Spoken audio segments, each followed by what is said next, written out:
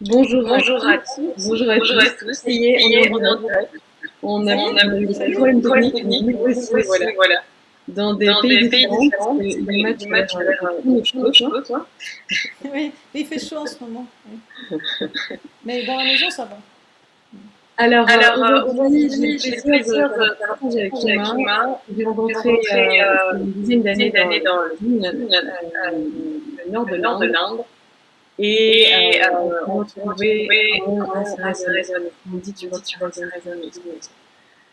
Euh, Euh, Est-ce Est-ce que que quand quand Yuma Yuma parle, il y parle, a aussi il y a un aussi écho un ou pas? écho ou pas? Je parle, est-ce que j'ai un écho?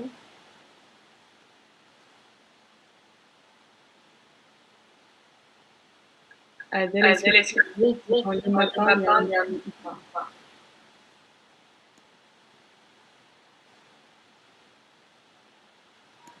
Les commentaires, tu regardes dans les Que commentaires. Mela, Que ouais, mais là, oui, c'est ce que c'est ce j'entends que aussi. j'entends aussi. Bien, Et comme là, je comme je disais à disais Yuma, à ce Yuma, sera ce un sera un excellent excellent exercice exercice d'écoute et de d'écoute et de silence, silence. parce que c'est C'est extrêmement extrêmement désagréable pour désagréable moi pour moi aussi. aussi. Donc, Donc, je vais vais juste juste vous vous dire dire que que j'ai j'ai plaisir plaisir en ce moment en ce avec moment avec Yuma, Yuma, qui va qui va beaucoup lire lire elle-même. elle-même. Ah, je ne l'ai pas avec moi. Je ne l'ai pas avec moi, le texte. Mais je Mais sais je bien. sais. Non, je ne l'ai pas. Non. Euh, Euh, Attendez, Attendez, je résoudre quelque quelque chose. chose. Est-ce que Est-ce là, que là, il y a encore un Oui, il y a des sons. Il y a un problème avec le son. Ah, ah, ah. ah, Voilà? voilà. Yes! Yes. Là, ça va. Ah non, Ah non, non, non, non, attendez. non, attendez. Bon, mais c'est Bon, c'est complètement. complètement. Oui, oui, Oui, oui, oui, ça fait oui, mal. ça fait mal. Bon, Yuma, je Bon, te Yuma, propose je de te te propose de te présenter. Est-ce présenter. que toi, Est-ce que tu n'as toi, tu pas n'as pas d'écho? d'écho? Et comme D'accord, ça, Et d'accord. comme ça, tu tu prendras ma prendras ma parole. parole. D'accord. Donc, merci Amala, merci beaucoup.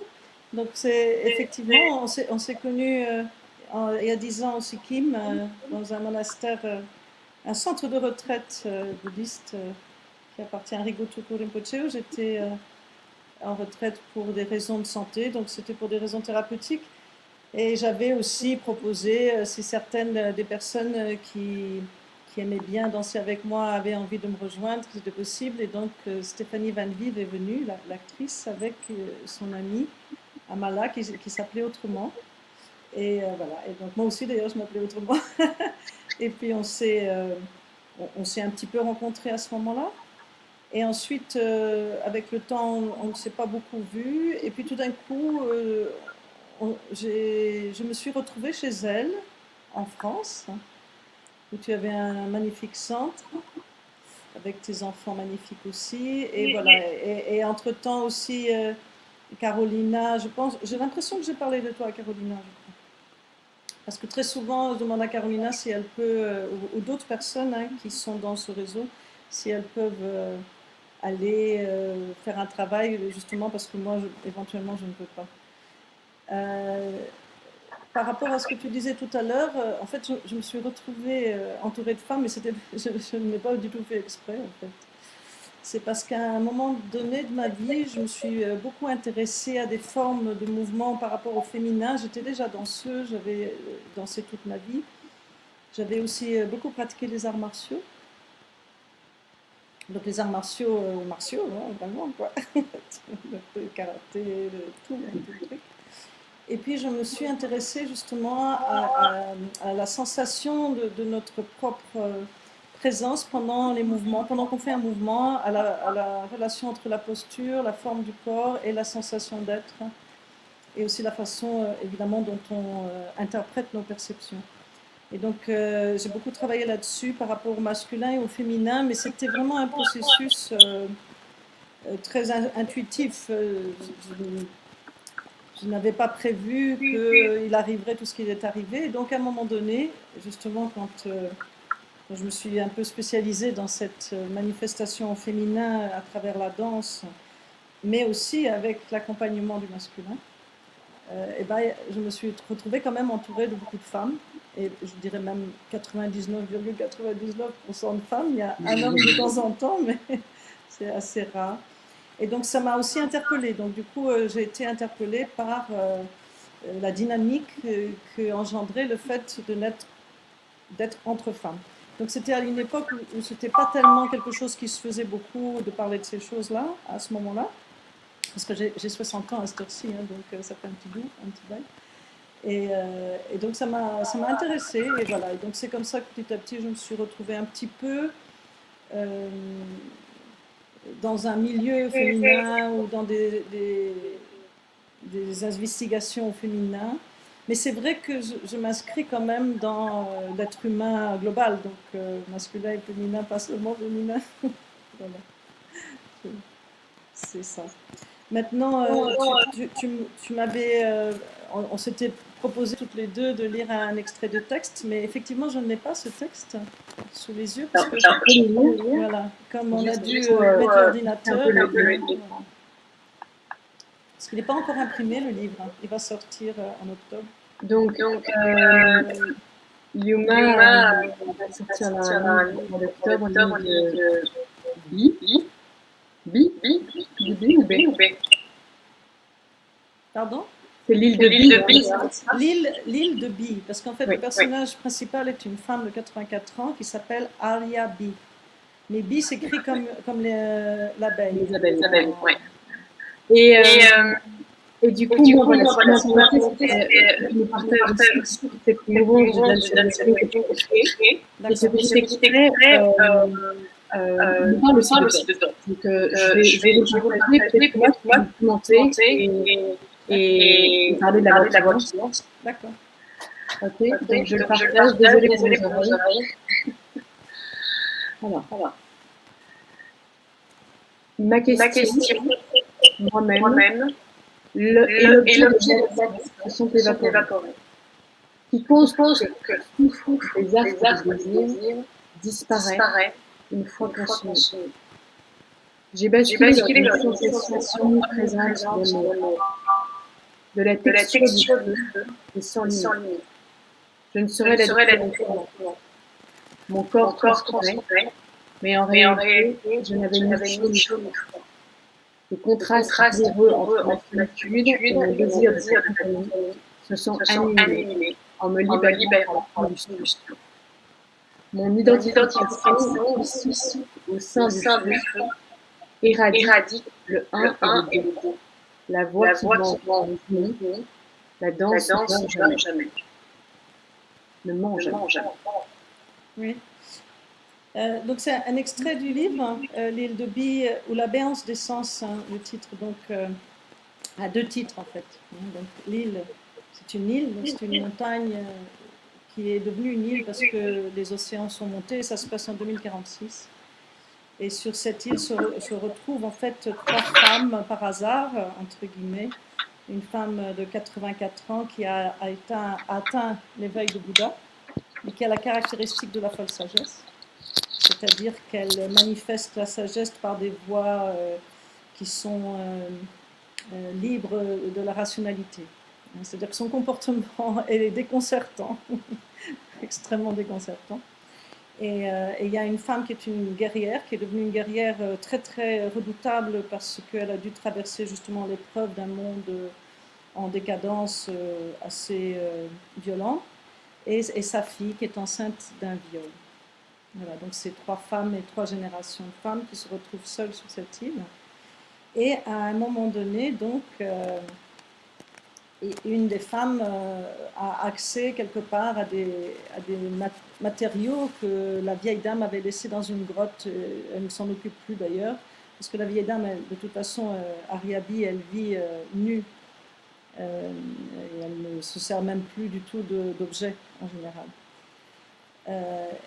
Et donc, elle retrouve des livres et elle retrouve des objets là, et elle retrouve un vieux journal qu'elle écrivait quand elle était jeune, donc cette dame, Ariadne. Et dans cet épisode, donc, elle raconte quelque chose qui lui est arrivé à notre époque maintenant, qui est en relation avec, comme c'est une femme qui a toujours, elle était danseuse, mais elle a toujours eu cette pratique d'associer la danse à une recherche de la sagesse et à une compréhension de ses propres émotions.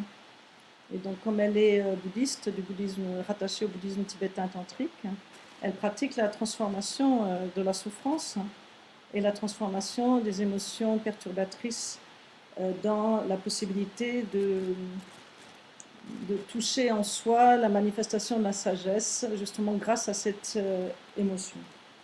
Et donc ça, c'est en relation avec la prise de conscience de la source de l'émotion beaucoup plus que de l'objet d'émotion. Donc on va dire, imaginons que toutes mes émotions auraient comme un mandala, 4 directions et un centre, si on voulait schématiser. Hein. Donc bien sûr qu'on ne peut pas schématiser pour de vrai, c'est toujours un concept, c'est une façon de s'exprimer et d'essayer de communiquer quelque chose qu'on ne peut pas expliquer. Ça, c'est très très important de toujours garder à l'esprit qu'on ne peut pas expliquer ces choses, on ne peut pas les posséder non plus. On peut être disponible éventuellement. Et en plus, la structure est toujours intéressante parce que la structure permet de reposer l'esprit aussi. Et plus l'esprit est reposé, plus la connexion avec les éléments est plus proche de la source et moins dans la périphérie de l'émotion. Parce que l'émotion, c'est de l'énergie, c'est une vibration. C'est un peu comme l'océan, c'est-à-dire qu'il y a beaucoup de vagues à la surface, mais en profondeur, il y a une certaine clarté qui est possible, par exemple, hein, pour donner une métaphore. Et donc, elle est dans un moment où elle a déjà, dans sa jeunesse, elle a déjà pas mal compris des choses sur elle-même. Elle a réussi à transformer pas mal d'émotions, c'est-à-dire de se libérer des habitudes. L'habitude de la dualité, surtout. Hein, l'habitude de quelque chose à l'extérieur appelle mon attention et quelque part je projette sur l'extérieur un futur et un passé, c'est-à-dire par exemple une espérance, un espoir ou une peur. Et donc toute cette relation de l'émotion par rapport à l'externe, dans ces techniques-là, on revient à l'interne, c'est-à-dire à qu'est-ce qui se passe en moi pendant l'émotion et comment l'énergie elle-même se manifeste. Et du coup l'objet, si l'objet c'est une personne par exemple, imagine, hein, dont je suis jalouse, et ben, l'objet qui est la personne dont je suis jalouse n'est plus vraiment le support de mon attention. Mon attention va se poser sur la vibration de ce que je ressens. C'est-à-dire que je vais redevenir responsable de ce que je ressens et beaucoup moins m'habituer à projeter une vitesse sur un objet extérieur. Donc l'objet extérieur, bien sûr, c'est très souvent des personnes, mais ça peut être aussi littéralement un objet. Je voudrais tellement cette voiture, quoi. Il me faut cette voiture, absolument. Donc c'est un objet dans ce cas-là. Mais ça peut être aussi quelqu'un, il me faut ce mec, il me faut, je ne peux pas m'en passer. Et donc dans cette histoire, elle avait donc dans sa jeunesse rencontré un homme qui est danseur aussi, et cet homme réveille en elle des émotions très très profondes qui ne sont pas de l'ordre par exemple d'une émotion habituelle de séduction, mais qui sont vraiment de l'ordre de remuer le feu à l'intérieur. Et donc, et elle, à cette époque-là, c'est un élément qu'elle n'avait pas vraiment... comment expliquer ça? Elle se rend compte au fur et à mesure que le feu commence à exploser à l'intérieur d'elle. Elle se rend compte que c'est la première fois qu'elle revient vers elle-même dans la passion amoureuse. Elle n'avait jamais vraiment fait ça. Elle avait toujours laissé la passion amoureuse devenir toujours une projection vers l'extérieur. Je m'explique bien? Oui, tout à fait. Oui, tout à fait. Et du coup, oui, oui, et donc juste pour terminer, et donc c'est une circonstance dans laquelle il fait très très chaud, pour de vrai, donc comme le temps, la chaleur, mais en plus elle-même a très très chaud, dans la pièce il fait très très chaud, mais elle a aussi un désir sexuel très très chaud, et en même temps ce désir sexuel va déclencher en elle le réflexe habituel qui est de vouloir cette personne, de vouloir la présence de cette personne, et peut-être même éventuellement ce qu'on fait d'habitude, non, c'est téléphoner, écrire, je ne sais pas, quelque chose comme ça. Ou même peut-être éventuellement se provoquer du plaisir sexuellement par un objet quelconque ou un geste quelconque. Mais en fait, elle décide à ce moment-là de renverser et de faire sa pratique, en fait. Vous savez, c'est des moments où on ne sait pas pourquoi, mais c'est le moment, quoi. Et en fait, ça représente vraiment, du point de vue de la sensation, pour elle, ça représente vraiment l'idée quelque part, et c'est pour ça que c'est difficile avec le feu, en fait. Parce que c'est comme si on rentrait dans une vraie chaleur, il n'y a plus l'autre. Et cette chaleur, quand elle n'est pas que physique, mais qu'elle est aussi psychique, ça fait très très peur, en fait. Et donc cet épisode du livre raconte cette histoire parce elle a pu à ce moment-là le vivre. Et quand elle l'a vécu, c'était vraiment très très intéressant parce qu'à ce moment-là, elle a découvert l'amour en elle-même en fait, et moins le besoin de le projeter sur quelqu'un, quelque chose d'intrinsèque. Mais en fait, une fois qu'elle avait accepté ce feu, le feu ne brûlait plus en fait. Mais il fallait quand même passer la phase où effectivement, ça fait très très peur. Hmm. Voilà. Ouais, Ouais, j'aurais envie de parler, parler, mais enfin, faire des liens entre ce que tu dis et les autres images, mais c'est tellement désagréable pour les autres que je vais éviter. D'accord. Mais du coup, ce que je voulais te poser comme question, c'est ce processus de revenir à la racine, à l'origine de l'émotion. Est-ce que c'est ça qui a nourri aussi ta réflexion autour de la Dance Doumbé? Et est-ce que tu peux nous parler de la philosophie derrière la Dance Doumbé? Eh bien, en fait, la danse Doumbé a été créée officiellement en 2004. Et c'était un moment de ma vie où, justement, c'est assez rigolo. Bon, c'est pas par hasard, puisque c'est moi qui ai écrit le livre, mais toutes mes affaires avaient brûlé, je n'avais plus rien, donc ils étaient passés par le feu, j'avais plus rien du tout. Et c'était aussi une époque de ma vie où Pluton avait fait des ravages, donc j'avais en fait plus rien du tout, quoi. Mais en même temps, il y avait en moi une forte passion de créer quelque chose par rapport à la danse qui me libérerait d'un certain point de vue de tous les concepts. J'avais envie, je pense que j'avais même pas envie, je crois que j'avais besoin d'associer la danse à mon chemin spirituel de façon très précise, de façon très radicale quelque part. C'était radical. Et donc j'ai créé le projet en 2004, mais je savais que ça prendrait quand même du temps, et je savais aussi que moi-même, il fallait que je fasse mon chemin là-dedans. Parce qu'une chose, c'était ma propre manifestation par la danse de différentes émotions et de différentes façons de danser ou de mettre en place la danse, et qui m'ont permis à moi de me diagnostiquer, entre guillemets, tout en créant des performances qui étaient bien plus intéressantes qu'autrefois. Parce que quelque part, je ne dansais plus un style ou pas un style. Et petit à petit, ce processus m'emmenait vers la danse, avec un grand D, et moi qui danse. Vous comprenez? Au niveau de la thérapie et au niveau du plaisir, c'est moi qui danse. Donc c'est toujours quand même moi avec l'univers, je suis contente, je ne suis pas contente, ça me fait du bien, ça me fait pas du bien. Là, la danse, tu commences à rentrer dans l'univers profond de la non-dualité quelque part. Et tu le fais entre autres par le tournoiement. Le tournoiement a toujours fait partie. Donc ça, si tu veux, là, c'est technique. C'est-à-dire qu'il y a certaines choses dans la danse qui sont, entre guillemets, incontournables. C'est drôle de dire incontournable. On tourne, quoi. Mais de mon point de vue, bien sûr, pour moi, l'immobilité et le tournoiement sont comme les deux axes d'une même chose. C'est-à-dire qu'à l'intérieur du vortex du tournoiement, la véritable expérience du vortex, le centre du vortex, c'est justement l'immobilité quelque part. C'est tout qui tourne autour de toi, c'est plus toi qui tourne. Donc ce point-là, quand il est expérimenté, alors on rentre dans la pratique du tournoiement. Autrement, non. Autrement, c'est joli, quoi. Et par rapport à la méditation, il y a une possibilité de faire un lien, bien que c'est complètement différent, mais c'est que dans la méditation, on rentre aussi quelque part dans la mobilité de l'immobilité. Donc c'est un peu l'inverse, tu veux. D'accord? C'est-à-dire que quand tu pratiques la méditation en profondeur, tu prends conscience de toute la mobilité perpétuelle, en fait.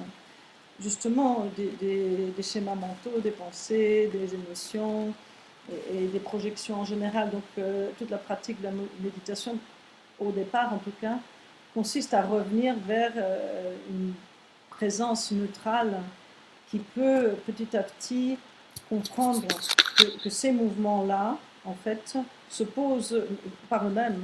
Et c'est là que ça commence, en fait. Une fois qu'ils se posent, c'est quand ça commence. Donc ça ne consiste pas à calmer l'esprit, ça consiste à donner à l'esprit assez d'espace pour que lui-même, en fait, finisse par avoir des moments pendant lesquels il se calme. Et il y a des moments pendant lesquels il est dynamique. Et là, tu commences à voir que finalement, ce qu'on associe avec, à nouveau, moi, mes problèmes, ce que j'ai pas, ce qui me perturbe pas, parce qu'on est vraiment le nez dessus, hein, quand même. Je me souviens, hein, beaucoup moins maintenant, mais je me souviens dans ma jeunesse, j'avais vraiment le nez dessus, quoi. Et ben, ça commence non pas à devenir un observateur, c'est pas un observateur, ça c'est très dangereux, il faut faire un peu attention. Il ne faut pas commencer à devenir schizophrène. L'expert. Ouais, il ne faut pas devenir non plus hyper contrôle, parce que ça c'est très dangereux. Et c'est possible, hein, ça pourrait arriver. Tout est possible. Hein. C'est pour ça que souvent il y a des gens qui s'entraident. Justement, on a besoin d'aide sur ce genre de voie, parce que les personnes qui ont déjà l'expérience, elles connaissent un peu les pièges. Hein. Et les pièges, ils sont très importants dans l'esprit, parce qu'on se monte soi-même le Netflix. Hein. On a un Netflix très opérationnel, avec toutes les chaînes. Enfin voilà, donc dans la méditation, c'est ça. Et donc petit à petit, on commence à comprendre que finalement, il y a une dynamique permanente en soi et qu'elle n'est pas stable. Mais, ce qui est curieux, c'est qu'en même temps, il y a un truc stable. Et ça s'appelle la vacuité. Et donc ça, c'est très intéressant, parce que cette chose stable n'est pas solide. Elle n'est pas une chose. C'est un état de disponibilité rafraîchi à chaque instant, si vous voulez. Donc ce n'est pas une chose, ce n'est pas un rocher, ce n'est pas une montagne, c'est pas un arbre, c'est pas un homme, c'est pas une femme. C'est une sensation d'être qui ne correspond pas précisément à quelque chose de fixe, mais qui est stable, en même temps que toutes les autres choses dansent. Et donc c'est ça aussi, c'est comment petit à petit dans la danse, tu peux réussir à trouver que tu peux exprimer de façon très puissante et très directe et très sincère aussi, hein, des émotions. Donc au départ, bien beaucoup plus nos propres émotions, et petit à petit, quand la danse avec un grand D existe, ça devient alors l'invocation quelque part des archétypes et des mouvements de la vie. C'est-à-dire qu'à un moment donné, on se trouve soi-même pris par une réalité symbolique. Et donc ça dépasse à ce moment-là le cadre, tout simplement le cadre de ce que normalement j'associe à ma propre personne. Et ça c'est très intéressant. Mais c'est tout un chemin. Donc dans la danse à Duende, ce chemin il a commencé par le cycle du dragon. Le cycle du dragon propose sur la possibilité de transformer sa souffrance, donc de la souffrance. Hein. Donc la souffrance, c'est qu'est-ce qui me fait souffrir en fait. Ça peut être toutes sortes de choses. Maintenant, la manifestation de ce qui me fait souffrir, ici et maintenant, on le partage, et on le partage dans un cadre qui est extrêmement secret, extrêmement protégé et extrêmement bien structuré. Et donc là, par exemple, récemment, Carolina Fonseca et Anastasia Francaviglia l'ont dirigé en Sicile, et on a fait l'expérience de vivre le cycle du dragon avec une espèce de connexion, j'appellerais ça télépathique, hein, entre ma présence au Portugal et eux là-bas. Et ça a fonctionné. On s'est dit maintenant, on va utiliser Internet, non pas comme un outil dont on est dépendant, mais comme un outil qui nous permet de vérifier une connexion indépendante des machines. Donc de mettre cette physique et cette physique quantique en liaison l'une et l'autre dans la façon dont on fonctionne en tant que société, en tant que groupe de personnes qui avons une connexion. Ensuite, le cycle des 5 sagesses est venu très rapidement dans le projet Danse à Duende Network, parce que c'était nécessaire de prendre toutes ces émotions. En général, l'expression de la souffrance, c'est une expression très émotionnelle. Bien sûr qu'en l'exprimant, elle se transforme, mais je sentais que c'était nécessaire d'aller encore plus loin, parce que sinon, la reproduction de la souffrance et j'appellerais même ça la production de la souffrance devient tellement créative et tellement intéressante pour le public, qu'on pourrait être enfermé dedans. On pourrait commencer à tout le temps reproduire de la souffrance parce que les gens aiment ça, quoi. C'est plus entre guillemets séducteur pour le public. parce que c'est intense. C'est très difficile en fait d'exprimer un art qui exprime vraiment la profondeur de l'absence de division entre soi-même et l'univers. C'est très difficile de l'exprimer. Le public est plus friand en fait d'émotions fortes qui sont souffrantes.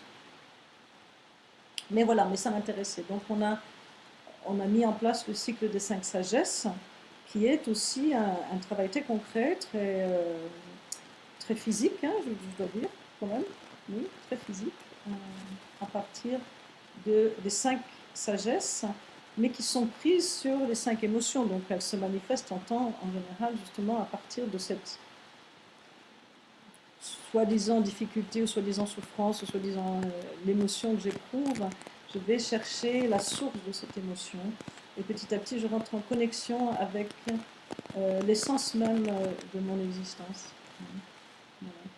Et le cycle des mystères, c'est le nom du troisième cycle, et donc le cycle des mystères, il est justement beaucoup structuré à partir du travail avec le souffle, de la chorésophie, que Michel Ragy a aussi apporté à ce réseau, donc à l'homme. Donc la manifestation dans le cycle des mystères, c'est comment soi-même, avec tout ce qu'on a structuré, tout ce qu'on a travaillé, tout ce qu'on a comme expérience de pacification de soi-même en même temps, et disponibilité, et en même temps aussi compétence pour exprimer un rituel, comment est-ce que ce rituel va toujours être nouveau, comment soi-même on va toujours être nouveau, et quelque chose de mystérieux prend la place. On lui donne la place, on le respecte, on l'écoute, on n'essaye pas de se l'approprier, mais maintenant, oui, on le partage, on le manifeste. Voilà, donc ça, c'est dans sa donnée network. Ensuite, en tant que réseau, il fonctionne tout à fait librement. Il n'y a aucun contrôle sur ce qui se passe. Maintenant, il y a l'idée que chaque être qui compose le réseau développe la conscience d'être centre. Donc, par exemple, quand je parle avec Amala, Amala est le centre de ce qu'elle développe. Et là, je suis la périphérie de ce qu'elle développe. Et donc là, l'idée dans la danse à Duende, c'est de tous être centre et périphérie à tour de rôle dans la vie quotidienne, dans la danse, dans le théâtre, mais aussi dans le développement de la société en tant que société où les gens déploient des activités. D'avoir conscience qu'à un moment donné, c'est l'autre qui est au centre et c'est moi, mon centre, qui est aux périphéries de ça, ou cette action, ou de cette urgence aussi, ou de cette puissance. Parce que des fois, quand je me mets au service en tant que périphérie de la puissance qu'un autre centre manifeste, finalement, mon offrande passe par l'autre. Hein, et c'est pas du tout romantique. C'est quelque chose de très réel. Ça demande d'avoir la capacité, à un moment donné, apprendre à perdre l'habitude de son insécurité profonde, qui fait qu'on doit toujours être ou bien le centre, ou bien on doit toujours être sous les commandes de quelqu'un. Donc ça, c'est la dernière chose que je voudrais peut-être mentionner. C'est que c'est très difficile, en fait, de vraiment assumer sa vraie liberté. C'est très difficile. C'est quelque chose à laquelle on aspire. En général, les gens disent qu'ils aimeraient être libres. Maintenant, trouver cette liberté, de notre point de vue ici dans la danse à Duende Network, ça consiste à comprendre qu'on est toujours au centre et en même temps, on est toujours la périphérie des centres qui nous entourent. Et là, on fonctionne vraiment alors comme un mandala, en pleine puissance. Hein, donc on ne perd pas la confiance en son centre. Voilà. Donc je pense que ça, c'était une façon un petit peu de donner une description. Bien sûr, concrètement, hein, il y a des personnes, hein, donc ces personnes sont très différentes les unes des autres, elles font des choses différentes, elles dansent aussi de façon différente, elles ont des marketing différents, mais on a en commun un logo et pas seulement une philosophie, une véritable traversée qu'on a vécue. Et cette traversée, c'est ce qui nous lie. Donc on n'est pas lié par le fait qu'on doit faire la même chose ou que quelqu'un surveille quelqu'un. Ni par l'argent, on n'en gagne pas. Alors. Je suis très fière à ce jour d'avoir produit un projet qui ne produit pas d'argent du tout. Ce qui fait qu'on n'est pas corrompu en fait. Mais voilà, je ne l'ai pas fait exprès non plus, ça s'est fait tout seul. Valeur commune en une phrase, ce serait quoi? Pardon, j'ai mal entendu ce que tu as dit. Je comprends. Tu définissais cette valeur ou cette philosophie commune de la DND en une phrase, ça serait quoi? C'est l'offrande. L'offrande. C'est-à-dire que quand tu conçois à un moment donné que toute ta vie est très importante à chaque instant, donc en tant qu'artiste, l'œuvre artistique, c'est l'instant. Bien sûr qu'au moment où tu vas créer une œuvre qui dure une heure ou qui est une sculpture ou quelque chose, tu vas intensifier et faire une offrande qui représente quelque chose. Maintenant, ce qui est intéressant, c'est que cette façon de vivre la vie en tant qu'œuvre d'art, d'être soi-même œuvré aussi, en tant que... Parce que ce n'est pas juste une action, c'est aussi un accueil, c'est-à-dire qu'on est soi-même œuvré. Quand on est sorti du ventre de notre maman, nous étions quelque part fabriqués mystérieusement. Il y a quelque chose de mystérieux qui fait que je suis là, complètement fabriquée. Même ma maman, elle m'a portée, mais elle n'était pas là en train de dire oui, je veux qu'il ait le nez comme ça, je veux qu'il ait l'oreille comme ça. Non, quelque chose s'est fait par soi-même en fait. Et ça, c'est vraiment aussi un mystère. Et le mystère, c'est que au moment où tu fais une performance, donc là, tu intensifies cette chose qui devrait éventuellement devenir la présence au quotidien, moins intensifiée bien sûr. Mais au moment où tu manifestes dans une performance, tout d'un coup, c'est comme si quelque chose te fait faire quelque chose. Et ce qu'il te fait faire est exactement ce qu'il fallait faire si tu étais vraiment présent, disponible. Donc, ce qui fait qu'en fait, il y a quelqu'un qui fait une action, mais en même temps, il y a quelqu'un qui ne fait pas l'action. C'est vraiment un paradoxe. Et ce paradoxe, c'est la non-dualité. C'est très, très, très important. Je voudrais insister là-dessus. Parce que de nos jours, avec la crise qui se passe en ce moment, je ne vais pas parler des choses dont on parle d'habitude. Ce que je voudrais communiquer, c'est que c'est très important pour nous, les êtres humains, de comprendre qu'on a découvert des visions scientifiques du monde qui nous influencent dans notre vie matérielle. Donc nous avons des machines qui obéissent à une physique quantique. Et nous avons un esprit qui est beaucoup plus, qui repose beaucoup plus sur la physique nucléaire, même avant de découvrir la relativité, parce que même la relativité, on n'a pas bien chopé ce que ça veut dire. C'est-à-dire que c'est même on revient à Einstein qui découvre la relativité, ça va influencer le monde dans lequel on vit, mais nous, on n'est pas au niveau en fait. Et je ne dis pas qu'on doit tous devenir des scientifiques, mais je dis du niveau de notre conscience, il faut qu'on comprenne qu'on est en train de découvrir la non-dualité en fait.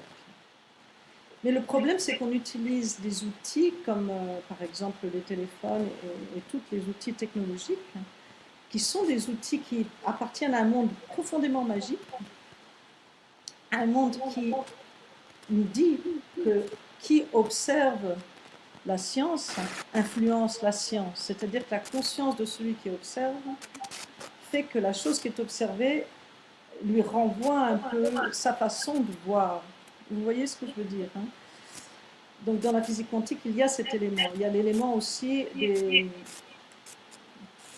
par exemple, ce qu'on appelle un atome ou une molécule peut devenir une onde.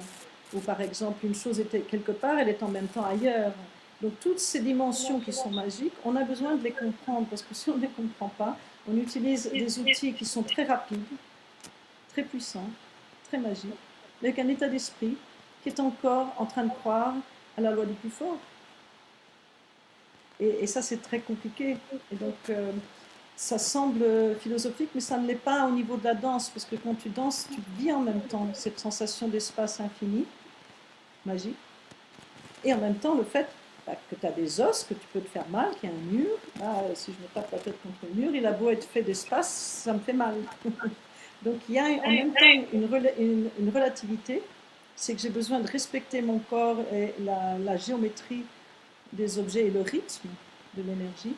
Et en même temps, à l'intérieur de moi, pendant que je danse, je sens l'infinité, je sens la magie, je sens les possibilités de plein de mondes différents en même temps. Donc on peut en tant qu'être humain développer ça. C'est pas du tout impossible. Merci pour tous ces partages de ce moment. Évidemment, désolé de la qualité de l'audio qui m'empêche de rester complètement en interaction avec toi. Mais je te remercie tu as semé et partagé. Et peut-être, si tu voulais conclure avec je ne sais pas, une invitation par rapport à cette confiance de la voix qui danse, que tu conseillerais aux femmes à faire au quotidien par rapport à ça. Si c'est pour conseiller, moi je trouve qu'il faut être très très prudent avec les conseils, parce qu'en général, c'est bien de recevoir le conseil qu'on a demandé, quoi. Mais en tout cas, ce que je peux dire, parce que moi j'ai été quelqu'un qui a beaucoup conseillé et il ne fallait pas que je fasse ça, il fallait que je laisse les gens venir me demander. Mais en tout cas, une chose qui est très très utile pour développer cette confiance, eh ben, c'est de sentir ses appuis, par sentir ses pieds, sentir qu'on respire en même temps qu'on sent ses pieds. Donc je ne veux pas dire sniffer ses pieds, hein. Je veux dire marcher. Donc sentir les pieds, sentir son souffle en même temps. Donc en marchant, ça peut être bien. Pour les personnes qui ont du mal, par exemple, à rester simplement présent, ce qui est aussi très intéressant, même ne serait-ce qu'une minute de temps en temps, ne pas prendre le journal, pas prendre le téléphone et juste respirer. Et même si votre esprit part dans tous les sens, vous respirez quand même. Parce qu'en général, on ne peut pas faire des apnées beaucoup plus longues qu'une minute.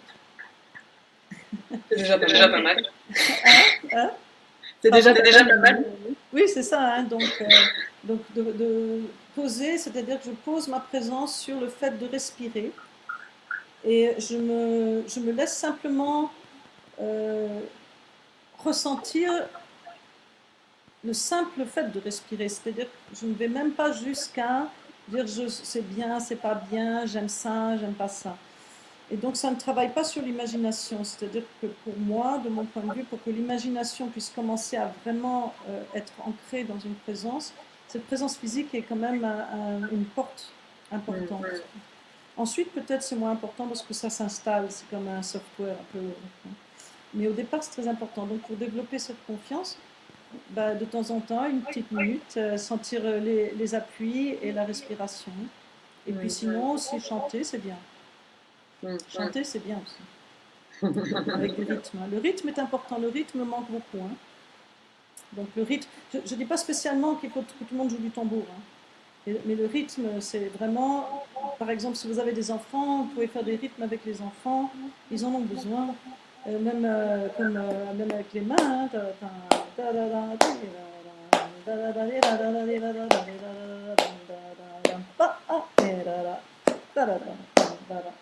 donc ça, des choses simples de son propre pays ou peu importe, ça oui, ça donne la confiance. Donc ce genre d'éléments-là, très simple. Merci, c'est super. Merci. Peut-être ça me fait penser, peut-être qu'on pourra proposer dans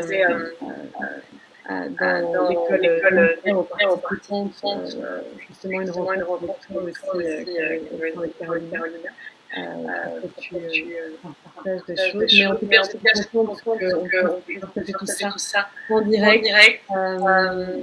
Il y a plusieurs personnes qui ont pris longtemps, on aura plaisir à lire ensuite. Encore désolé pour la qualité du son. Le livre de Luna va apparaître cet automne. En même temps que mon grimoire, je pense que 20 octobre, moi. Je pense qu'on est début octobre, je crois. D'accord. Parce qu'en fait, c'est le départ d'une nouvelle collection qui s'appelle Pierre de Lune. Oui. Je vais partir au référendum pour ce nom. Je vais collection au culminant dont Luna va initier mais voilà, je vraiment que vous a partagé. Nous avons devant une maître yoga qui dans quelques années sera sur l'île de avec aucun objet. Donc on profite encore de la pour la voir. Et je voudrais peut-être profiter pour dire que Monica Roncon, qui est danseuse aussi, qui a beaucoup travaillé avec moi et on travaille toujours ensemble, elle représente le réseau Danza Duende aussi et c'est une proche amie de Carolina Fonseca. Et elle a créé le blog l'îledebie.org, je crois, mais il n'est pas encore lancé, mais il va bientôt le lancer. Donc quand vous avez envie d'en savoir plus, on va régulièrement mettre des vidéos. Je vais faire aussi des interviews. Sans doute, je t'inviterai aussi toi, Amala, pour faire des interviews en français. Et donc, on parlera de petites choses qui sont dans le livre, mais qui nous emmènent à parler justement de choses essentielles. Et donc, voilà. Super idée. Tu peux mettre le lien sur cette vidéo. Comme ça, on pourra le trouver. D'accord, ok. Il n'est pas encore opérationnel, mais voilà. Oui, mais elle restera la vidéo. Avec plaisir. Je t'embrasse. Ciao, ciao. Ciao.